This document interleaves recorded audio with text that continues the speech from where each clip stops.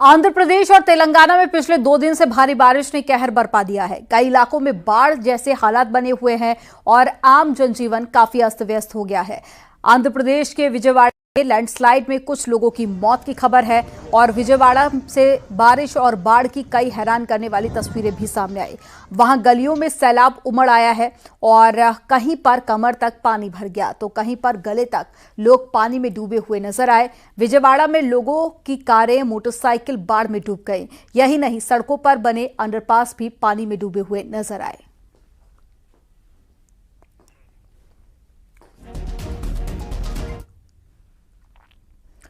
विजयवाड़ा में बुढ़ामेरू नदी के किनारे के इलाकों में जल काफी ज्यादा पानी भर गया और जलमग्न नजर आए। सड़कों पर सैलाब नजर आ रहा है। वहीं तस्वीरें आपके सामने हैं और इससे आप अंदाजा लगा सकते हैं कि वहां पर हालात कितने ज्यादा भयावह हो गए हैं।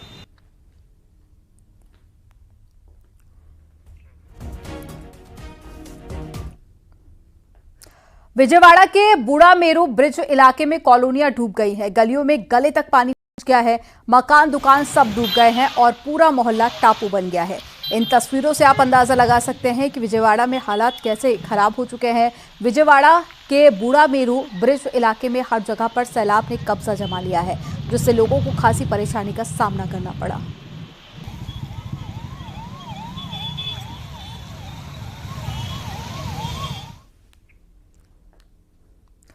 गुजरात में इस समय कई जिले बाढ़ की चपेट में आ गए हैं, लेकिन सबसे ज्यादा हाहाकार 5 जिलों में है। गुजरात में कई नदियां खतरे के निशान से ऊपर बह रही हैं। बाढ़ और बारिश की वजह से अब तक 47 लोगों की जान जा चुकी है। इस समय गुजरात में सेना, एनडीआरएफ, एसडीआरएफ के जवान लगातार रेस्क्यू ऑपरेशन में जुटे हुए हैं। गुजरात के इन 6 जिलों से आई तस्वीरों में आप देख सकते हैं कि कैसे लोग जल प्रलय से जूझ रहे हैं।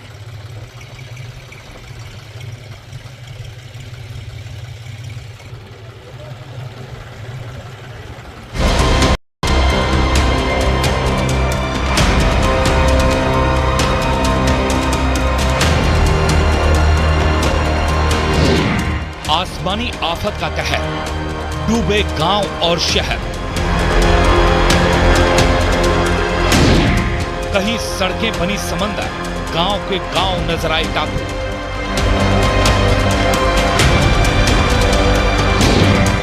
बारिश और बाढ़ का विकराल रूप, हर जगह जल तांडव। गुजरात में भारी बारिश की वजह से कई जिलों में बाढ़ ने कोहराम मचा दिया।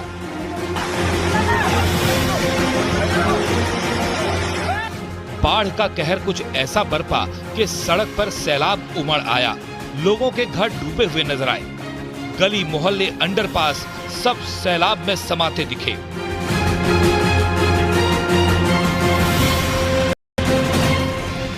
गुजरात के गिर सोमनाथ में बाढ़ ने कोहराम मचा दिया। इन तस्वीरों में देखिए कैसे प्राचीन माधवराव जी मंदिर सैलाब में समाया दिख रहा है। बीते कई दिनों से माधवराव जी मंदिर पानी में डूबा है। मंदिर की मूर्ति से 5 फीट ऊपर तक बहाव दिख रहा है। गिर जंगल में भारी बारिश की वजह से नदियों में उफान है, जिसके बाद किनारे के इलाके डूब गए हैं। गुजरात के अरवल्ली में भी बाढ़ से हाहाकार मचा है। वहां मालपुर का स्वयंभू रखोडेश्वर महादेव मंदिर जलमग्न हो गया। मंदिर के चारों तरफ बाढ़ का भयानक मंजर दिखा। दरअसल भारी बारिश के बाद वात्रक नदी में जलस्तर बढ़ गया, जिसकी वजह से किनारे पर बना ये मंदिर बाढ़ में समा गया। महादेव मंदिर के आसपास करीब 1 किलोमीटर तक पानी ही पानी नजर आ रहा है। गुजरात कच्छ में बारिश ने भयानक तबाही मचाई। घरों में पानी घुसने से लोगों का जनजीवन पूरी तरह प्रभावित हो गया। सड़कों पर 3 से 4 फीट पानी भर गया। गांव और मोहल्ले डूब गए। सबसे ज्यादा परेशानी अबडासा के ग्रामीण इलाकों में दिखी। करीब 2200 की आबादी वाला लाला गांव भी बाढ़ के पानी में डूबा नजर आया।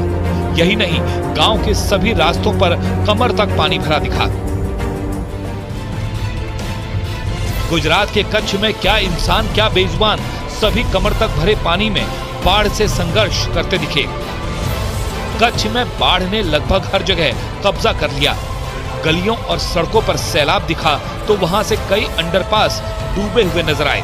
हालात ऐसे हो गए थे कि लोग बेबस हो गए।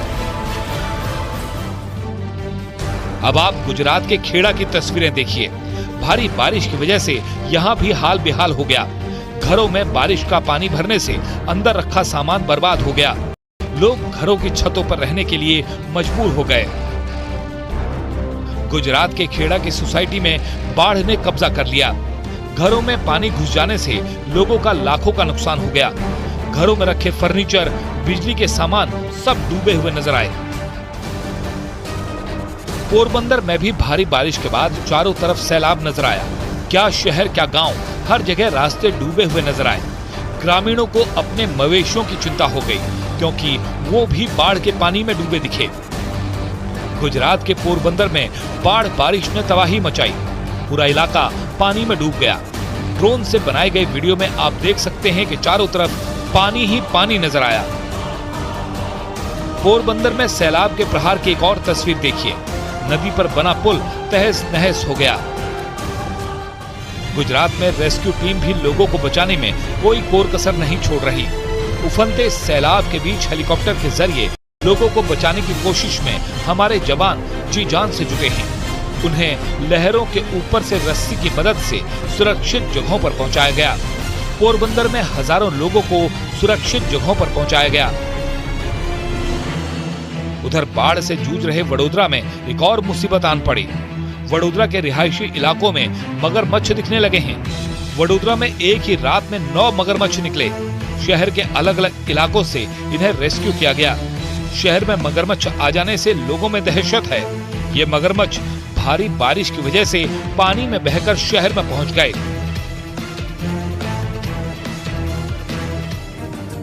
गुजरात के कई जिलों में हर तरफ तबाही दिखी। लोगों के घरों में पानी भर चुका है। सैलाब की रफ्तार ने रास्तों को तोड़ दिया है। लोग बस अपने उम्मीदों पर पड़ी कुदरत की मार की तस्वीरों को निहार रहे हैं। इसके अलावा उनके पास कोई रास्ता नहीं बचा। फिलहाल इन लोगों के सामने सबसे बड़ी चुनौती है सैलाब के जाने के बाद बीमारियों से खुद को बचाने की।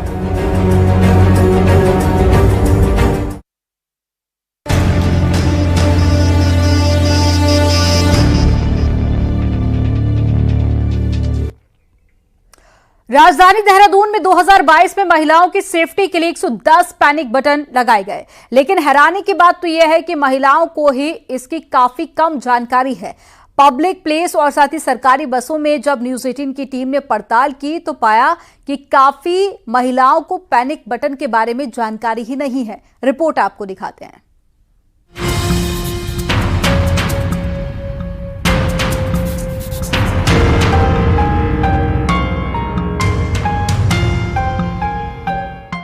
महिला क्राइम पर अंकुश लगाने के लिए देहरादून में स्मार्ट सिटी प्रोजेक्ट्स के तहत पैनिक बटन लगाए गए हैं। साथ ही पुलिस ने स्मार्टफोन के लिए गौरा देवी ऐप भी तैयार किया है, लेकिन इन सभी जानकारियों से महिलाएं अभी भी कोसों दूर हैं। पैनिक बटन क्या है और कैसे काम करते हैं, न्यूज 18 की टीम ने इसकी पड़ताल की। देहरादून में अगर हम बात करते हैं स्मार्ट सिटी के प्रोजेक्ट के तहत करीब 110 जगहों पर पैनिक बटन लगाए गए हैं। मैं पैनिक बटन आपको दिखाता हूं किस तरीके से। ये पैनिक बटन का एक पूरा एक सेटअप यहाँ पे स्मार्ट सिटी के तर्ज पे लगाया गया और सामने इसके ठीक कैमरा आप देख सकते हैं। वो सामने कैमरा लगाया गया। अगर कोई भी महिला इस पैनिक बटन को दबाती है तो यहाँ से उनसे बातचीत होती है। सामने जो कैमरा है, कैमरा डिटेक्ट करता है कि किस तरीके की उनके साथ कोई दिक्कतें हुई। अभी हम इसको ट्राई करेंगे कि आखिर में होता क्या है पैनिक बटन। हम आपको एक पूरा एक वो चीज दिखाएंगे जिस तरीके से कोई महिला अगर इसका हेल्प लेना चाहे तो किस तरीके से ले सकती है। ये देखिए आपको एक घंटी यहाँ पे चाहिए। नमस्कार, देहरादून स्मार्ट सिटी में आपका स्वागत है, बताइए। नमस्कार सर, मैं सत्येंद्र बरतवाल हूँ, न्यूज 18 से हूँ। अभी मैं यही हम चेक कर रहे थे कि आपका पैनिक बटन में सर आपको मैं सत्येंद्र बरतवाल हूँ सर, न्यूज 18 से हूँ। मैं यही चेक कर रहा था सर पैनिक बटन किस तरीके से काम करता है। तो सर क्या आप लोगों के पास डेली के रूटीन में ये बात आती है कॉल्स वगैरह? थोड़ा पैनिक के पास आके बोलिए, थोड़ा आवाज कम आ रही है आपकी। मैंने कहा आप लोगों के पास पैनिक बटन का यूज होता है, यहाँ पे लोग करते हैं देहरादून में? जी सर, बराबर यूज होता रहता है, पूरी 24 घंटे 7 दिन। तो सर हमारी क्या टीम वहाँ पे पूरा रिस्पॉन्स करती है 24 घंटे? हाँ जी देहरादून में महिलाओं की मदद से हर चौक चौराहा, बस स्टेशन, रेलवे स्टेशन और बाकी जगहों पर साल 2022 में करीब 110 पैनिक बटन लगाए गए। 2 साल में सभी पैनिक बटन का 15,000 बार इस्तेमाल हुआ, लेकिन महिलाओं ने पैनिक बटन का सिर्फ 50 बार ही इस्तेमाल किया। इसका सबसे बड़ा कारण महिलाओं को इसकी जानकारी न होना है। कभी होती है बस में, जैसे आते जाते ना कोई ड्रिंक करके आते हैं बस में भी, तो थोड़ा थोड़ा लगता है। अच्छा, तो आपको जो गौरा शक्ति ऐप या जो पैनिक बटन है उसके बारे में कुछ जानकारी है? नहीं आपको? नहीं, मुझे भी ऐसे कोई भी जानकारी नहीं है। पैनिक बटन और गौरा शक्ति बसों में सफर करने वाली ज्यादातर महिलाओं की शिकायत है कि उन्हें कई बार ऐसे हालात का सामना करना पड़ता है जिसमें फौरन मदद की जरूरत होती है, लेकिन या तो उन्हें पैनिक बटन के इस्तेमाल की जानकारी नहीं है, और अगर उन्हें हेल्पलाइन सर्विस या ऐप के जरिए मदद मांगी भी तो वक्त पर नहीं मिल पाई। ऐप वगैरह में अगर डालते हैं ना कंप्लेंट, बहुत सारे केस होते हैं जैसे जिसमें लड़कियां खुल के सामने तो आती हैं, लेकिन प्रशासन की वजह से ना थोड़ा पीछे हट जाती है, सही ढंग से काम नहीं करते। कभी कभी सही, जितनी हेल्पलाइन है ना, आप अभी भी अगर कॉल करेंगे तो इतना सीरियसली लेंगे नहीं उस बात को। मैम, कई जगह पैनिक बटन भी लगे, तो लगता है वो पैनिक बटन सही ढंग से काम करते हैं? सर पैनिक बटन का तो मुझे भी पता नहीं है, पर लेकिन हाँ, ये ऐप के बारे में तो मैंने मोस्टली सभी से ये कंप्लेंट सुनी है कि मतलब प्रॉपर काम ही नहीं कर रहे हैं। स्मार्ट सिटी की बसों में पैनिक बटन कहां लगा है और ये पैनिक बटन कैसे काम करता है, इसका जायजा न्यूज 18 की टीम ने लिया। जी, क्या कुछ अगर हम स्मार्ट सिटी की जो बसें हैं इसमें अगर हम सुरक्षा को लेकर बात करें तो क्या कुछ आप लोगों के पास है? सर, इसमें 2 कैमरे लगे हुए हैं गाड़ी के अंदर, एक बाहर है और पैनिक बटन है इसमें लगा हुआ। अच्छा, तो महिला की सुरक्षा के लिए ये तो बहुत अच्छी चीजें हैं, और इसमें रिकॉर्ड हो जाता है। 1 हफ्ते तक इसमें मेमोरी रहती है। अगर कोई ऐसी अकस्मात कोई बात हो जाती है तो उस पर संज्ञान लिया जाता है, इसमें से रिकॉर्डिंग निकाल के उस पर फिर कार्रवाई की जाती है। अच्छा, कभी देख सकते हैं कि यहाँ पे पैनिक लगे हैं, यानी कि अगर किसी भी महिला को कोई भी अगर दिक्कत हो या कोई भी उसे छेड़खानी उसे करा तो वो पैनिक बटन यहाँ पे यूज कर सकता है। स्मार्ट सिटी के कारण ने यहाँ पे 2 कैमरे भी देखे, आप देख सकते हैं, एक पीछे कैमरा लगा है और एक कैमरा आगे लगा है, जिसकी पूरी फीड भी यहाँ पे ये लोग डंप करते हैं, और स्मार्ट सिटी के जो ऑफिस है वहाँ पे इन फीडों को यहाँ से अगर स्मार्ट सिटी में ट्रेवल करने वाली महिलाओं का मानना है कि ये बसें सुरक्षा और कंफर्ट के लिहाज से पुरानी बसों से काफी बेहतर हैं। अगर हम इलेक्ट्रिक बस की बात करें ना, तो इसमें फ्रंट में और बैक में कैमरा है जिससे हम पूरा एक्सेस ले सकते हैं, ठीक है। और दूसरी बात यह है कि इसमें स्पेस काफी है, तो हमें ऐसे चिपक के खड़ा होने की नहीं होता, और वैसे भी इसमें उतनी ही सवारी को बिठाता है जितनी सीटिंग है, तो ये प्लस पॉइंट है सर इसमें। सबसे पहले मैं सीएम धामी जी को थैंक यू बोलूंगी इस टाइप की बस चलाने के लिए, जो ई बस चल रही है। तो मैं यही चाहती हूँ कि इस तरह की बसेस की फ्रीक्वेंसी बढ़ाए, जिसमें कैमरा हो, सेफ्टी मेजर्स हो, तो रूट्स भी। जैसे यहाँ राजपुर से डायरेक्ट प्रेमनगर लांघा तक बस होनी चाहिए ताकि हम डायरेक्ट इस पे सफर कर सकें। जैसे जो लोग हमें बीच में रुकना पड़ता है, उसके बाद चेंज करनी पड़ती है, कई बार नहीं मिलती हैं, थोड़ा सा प्रॉब्लम होता है। लेकिन बस की फ्रीक्वेंसी थोड़ा सा अगर बढ़ जाए और थोड़े से रूट चेंज हो जाए, नए रूट कुछ आ जाए, तो बहुत ही अच्छा हो जाएगा, क्योंकि सेफ्टी के पॉइंट ऑफ व्यू से ये बस बहुत ही अच्छी है। वहीं सिटी बसों के ड्राइवर का कहना है कि उनकी बसों में पैनिक बटन तो नहीं लगे, लेकिन शरारती तत्वों को मौका मिलते ही बस से उतार देते हैं। महिला सुरक्षा को लेकर आज न्यूज 18 का अभियान देहरादून में चल रहा है। हम उन बसों में जा रहे हैं जिसमें अक्सर महिलाएं पुरुष ट्रेवलर साथ करते हैं। हम सबसे पहले जो पायलट साहब है उनके पास जाएंगे, क्योंकि इस बस में पैनिक बटन नहीं है। कारण ये है कि 2018 से पुरानी बस है। सर, क्या नाम लिखते हैं आपका? मेरा अभिषेक सर। सर, क्योंकि किस तरीके से आप लोग देखते हैं, क्योंकि देहरादून भले ही सेफ है, लेकिन फिर भी सर जैसे कोई बदमाश वगैरह जैसे दारू पी के कोई वैसे अगर छेड़छाड़ करता है, अगर पब्लिक कोई ऑब्जेक्शन उठाती है तो हम उस चीज के लिए यानी उन्हें उतार देते हैं, कुछ भी यानी उसे नीचे उतार देते हैं। वहीं पुलिस अधिकारियों का कहना है कि महिला अपराधों में पीड़ित को फौरन मदद मिले, इसके लिए विभाग ने फोन हेल्पलाइन, पैनिक बटन के साथ ऐप भी लॉन्च किए हैं, जिसके लिए जागरूकता की जा रही है। बिल्कुल, ये गौरा शक्ति ऐप में भी हमने जो है SOS बटन दिया गया है, तो कोई भी महिला के साथ यदि कोई अपराध होने की संभावना उसे लगती है या कहीं अकेली है, तो वो उसमें मोबाइल फ़ोन को सिर्फ उसको वाइब्रेट मतलब वो करना है, शेक करना है बटन, मतलब उसको खोजने की भी ज़रूरत नहीं, एक विशिष्ट तरीके से। तो इसकी एक हमने जन जागरूकता भी कराई है कि वो कहीं पैनिक में आती है महिला तो क्या करना है उसे, और ऐसे कई पैनिक बटन जो है हमने चौराहों पर और कई जगहों पे दिए हैं और वो जो है कई महिलाओं ने, बालिकाओं ने इसका फ़ायदा भी लिया है। समय समय पर हम इसकी मॉक ड्रिल और टेस्टिंग भी कराते हैं। उत्तराखंड सरकार महिलाओं के खिलाफ क्राइम को लेकर सख्त है। इसके लिए 2 साल पहले पैनिक बटन भी लगाए गए थे। ये पैनिक बटन काम भी कर रहे हैं, लेकिन ज्यादातर महिलाओं को इसकी जानकारी तक नहीं है। सरकार द्वारा जारी किए जो ऐप हैं, चाहे गौरा शक्ति ऐप की बात करें या फिर पैनिक बटन जो अलग अलग जगहों पे लगे हैं उनकी बात करें, तो वो उसमें अभी भी सरकार द्वारा जो महिलाओं को अवेयरनेस की अभी भी जो जानकारी कम होने के कारण अभी भी जरूरत है कि उनको सही से जानकारी दी जाए। कैमरा सहयोगी संदीप के साथ सत्येंद्र वर्तमान, न्यूज़ 18 देहरादून।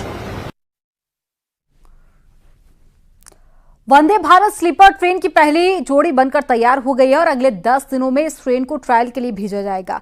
2 महीने के बाद भी ये ट्रेन आम लोगों के लिए चलने लगेगी। रेलवे अधिकारियों का कहना है कि आजादी के बाद ये पहला मौका है जब भारतीय रेलवे की ट्रेनों की शक्ल पूरी तरह से विश्व स्तरीय रेलवे की तरह होगी। देख सकते हैं कि फुली न्यू टेक्नोलॉजी से ये ट्रेन बनाई गई है और लोगों को इंतजार था कि स्लीपर ट्रेन जो है वो कब आएगी वंदे भारत की। तो श्रेणी की बात करें तो श्रेणी भी उसी तरीके से है, फर्स्ट एसी, सेकंड एसी और थर्ड एसी। और यहाँ पर आप देख सकते हैं कि खासियत इसकी है ऑरेंज कलर की सीट्स यहाँ पर आप देख होंगे। फुली नई टेक्नोलॉजी के साथ ये वंदे भारत ट्रेन जो है इसका जो आज से ट्रायल शुरू होगा, यानी कि स्लीपर वंदे भारत जिसका इंतजार था वो आज से ट्रायल के लिए जाएगी और जल्द ही लोग भी इसमें सफर कर पाएंगे। हालांकि अभी 15 दिन का ट्रायल होगा और उसके बाद ये जो वंदे भारत स्लीपर ट्रेन है वो लोगों के लिए जल्द ही शुरू हो पाएगी। और अगर इसकी खासियत की बात करें तो यहाँ पर आप देख सकते हैं कि जो सीट्स हैं बेहद ज़्यादा कंफर्टेबल सीट्स हैं। यहाँ पर आराम से आप यहाँ पर अपने सफ़र को आसानी से पूरा कर पाएंगे और लोगों की कंफर्ट का यहाँ खास ख्याल रखा गया है। डिज़ाइनिंग की बात करें तो नई टेक्नोलॉजी की डिज़ाइंस है और मैं आपको दिखाऊंगी भी कि यहाँ पर आप देख सकते हैं कि किस तरीके से होल्डर्स बनाए गए हैं। अमूमन जब हम अपने सफर में कोई पेपर्स या मैगजीन, न्यूज़पेपर लेकर जाते हैं तो उसके लिए भी यहाँ पर एक बकायदा होल्डर लगाया गया है। लाइट्स जो हैं वो पूरी तरीके से नई टेक्नोलॉजी की और साथ ही साथ यहाँ पर स्विच बोर्ड्स भी लगाए गए हैं। 3 पिन का सॉकेट है जहाँ से आप अपना मोबाइल, लैपटॉप चार्ज कर सकते हैं। यहाँ पर आप वाटर बॉटल फिक्स कर सकते हैं, उसका होल्डर लगाया गया है। और ऊपर अगर आप देखें तो ऊपर भी जो सीट्स हैं स्लीपर की तो वो देखिए बहुत ज़्यादा कंफर्टेबल बनाई गई है और ऊपर भी इसी तरीके की डिज़ाइनिंग की गई है। होल्डर्स वहाँ पर भी लगाए गए हैं और यहाँ पर देखें तो यहाँ पे पूरी जो डिज़ाइनिंग है पूरी तरीके से मॉडर्न टेक्निक से ये डिज़ाइन इसको किया गया है वंदे भारत स्लीपर को और लोगों को भी काफ़ी ज़्यादा इसका इंतज़ार था। और यहाँ आप देखें तो यहाँ जब आप कुछ खाते हैं ट्रेन में या फिर आप किसी तरीके का कोई सामान रखना चाहते हैं तो उसके लिए भी यहाँ वाटर बॉटल के होल्डर्स यहाँ लगाए गए हैं। इसके साथ ही एक टेबल यहाँ रखा गया है और आप डिज़ाइनिंग देखें तो यहाँ जो कलर है वो कॉम्बिनेशन बेहद ज़्यादा सुंदर है। तो लोगों को काफ़ी लंबे समय से इंतज़ार है कि वंदे भारत स्लीपर कब शुरू होगी। तो आज से इस ट्रेन का चेन्नई के रूट पे 15 दिन के लिए ट्रायल शुरू होगा। और आपको ये भी बता दें कि इसका जो किराया है वो करीबन राजधानी ट्रेन के बराबर का रहने वाला है और यहाँ किसी भी तरीके की जो सूचनाएं हैं उसके लिए भी एक डिस्प्ले लगाई गई है। और आप पीछे देखेंगे तो वो डिस्प्ले है, तो उस डिस्प्ले के ऊपर कौन सा स्टेशन आपका आने वाला है या इसके बाद कितनी दूरी है वो सारी सूचनाएं भी उस डिस्प्ले पे आपको मिल पाएंगी। और इंटीरियर आप इसका देखेंगे तो ये पहली तस्वीर है जो न्यूज़ 18 के माध्यम से आप लोग देख रहे हैं। तो यहाँ इसका इंटीरियर पूरे मॉडर्न तरीके से किया गया है और वंदे भारत स्लीपर ट्रेन जल्द ही लोगों के लिए भी शुरू होगी। हालांकि अभी थोड़ा सा इंतजार है लेकिन आज से इसका ट्रायल शुरू हो जाएगा क्योंकि मच अवेटेड ट्रेन ये थी। और जिस तरीके से रेल मंत्री अश्विनी वैष्णव ने भी बोला है कि लोगों के सफ़र को और भी ज़्यादा आरामदायक बनाने के लिए और लंबी दूरी को कम समय में तय करने के लिए वंदे भारत स्लीपर बनाई गई है। हाथरस में ऑटो और ई रिक्शा की भिड़ंत हो गई। इसमें एक बुजुर्ग की मौत हो गई, 10 लोग घायल हो गए। सभी घायलों को इलाज के लिए अस्पताल में भर्ती कराया गया। घटना कासगंज रोड पर सरदाला पुल के पास की है। कासगंज रोड पे एक गांव के पास में सत्संग चल रहा था और सत्संग खत्म होने के बाद में सभी लोग जा रहे थे, तभी हादसा हुआ।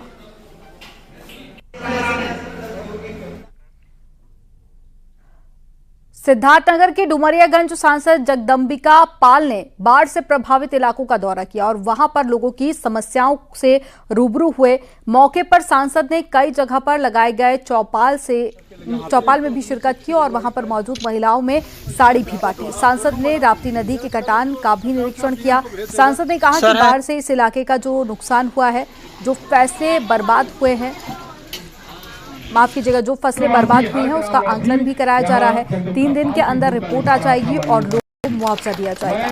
नृपेंद्र सिंह जी, ट्रांसफार्मर भी बढ़ाने की क्षमता की जरूरत है। RDSS एक स्कीम है, रिवैम्पमेंट स्कीम, उसके अंतर्गत जनपद में कंडक्टर्स बदले जा रहे हैं। ये तार के जो पुराने जर्जर तार हैं वो बदले जा रहे हैं।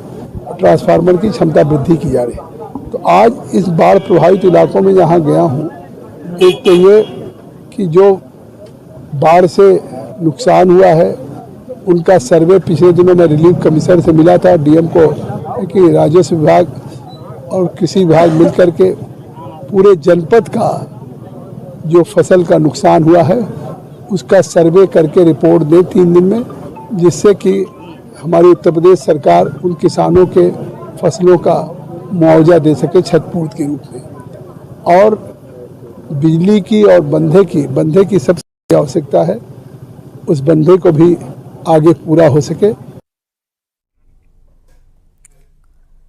कौशाम्बी में बेकाबू कार ने बाजार में कई गाड़ियों को टक्कर मार दी। हादसे में 5 लोग गंभीर रूप से घायल हो गए। हादसे के बाद में लोगों ने कार ड्राइवर को जमकर पीटा। घटना मंझनपुर कोतवाली कस्बे की है। पुलिस ने कार ड्राइवर समेत 2 लोगों को हिरासत में ले लिया। बताया जा रहा है कि कार सवार नशे में था।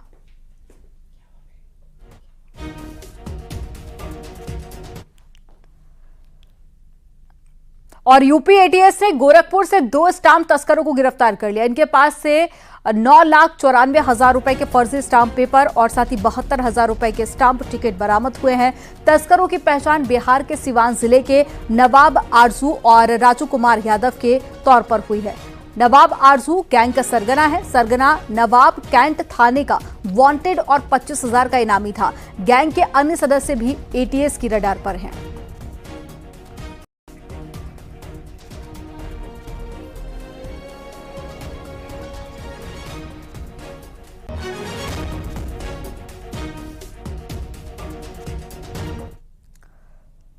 सीतापुर में लापता लड़की का शव पेड़ से लटकता मिला। लड़की कल दोपहर से लापता थी और परिवार वालों ने महिला समेत 3 लोगों पर हत्या का आरोप लगाया। एक लड़के पर लड़की को परेशान करने का आरोप है। पुरानी रंजिश में हत्या का शक है और मामला तंबोर थाना इलाके का है। पुलिस ने महिला समेत 2 लोगों को हिरासत में लिया।